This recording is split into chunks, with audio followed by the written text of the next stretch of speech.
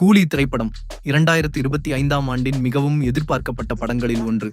லோகேஷ் கனகராஜ் இயக்கத்தில் ரஜினிகாந்த், நாகார்ஜுனா, சாவுபின் ஷாஹிர் மற்றும் ஸ்ருதி ஹாசன் போன்ற பெரிய நட்சத்திர பட்டாளத்துடன் வெளிவந்த இத்திரைப்படம் எதிர்பார்ப்புகளை பூர்த்தி செய்ய தவறியது. படத்தில் நண்பனின் மரணத்திற்கான காரணத்தை அறியும் தேவா, ரஜினிகாந்த் ஒரு பெரிய கடத்தல் கும்பலின் தலைவன் சைமன் நாகார்ஜுனா மற்றும் தயாளன் சாவுபின் ஷாஹிர் ஆகியோரை எதிர்கொள்கிறார். படத்தின் மிகப்பெரிய பலம் 74 வயதிலும் ரஜினிகாந்தின் வசீகரம், ஆக்ஷன் காட்சிகள் மற்றும் திரைப்பிரசன்னம். அனிருத்தின் இசையும் கிரிஷ் கங்காதரனின் ஒளிப்பதிவும் படத்துக்கு வலு சேர்த்துள்ளன. ஆனால் பல துணை கதைகள், குழப்பமான திரைக்கதை மற்றும் தேவையற்ற சிறப்பு தோற்றங்கள் போன்ற காரணங்களால் படம் எதிர்பார்த்த வெற்றியை பெறவில்லை. லோகேஷ் கனகராஜின் தனித்துவமான பாணியும் ரஜினிகாந்தின் நடிப்பு திறமையும் முழுமையாக பயன்படுத்தப்படவில்லை. மொத்தத்தில் கூலி திரைப்படம் தொழில்நுட்ப ரீதியாக சிறப்பாக இருந்தாலும் அதிகப்படியான விஷயங்களை திணித்ததால் ஒரு சாதாரண பொழுதுபோக்கு திரைப்படமாக மட்டுமே அமைந்தது.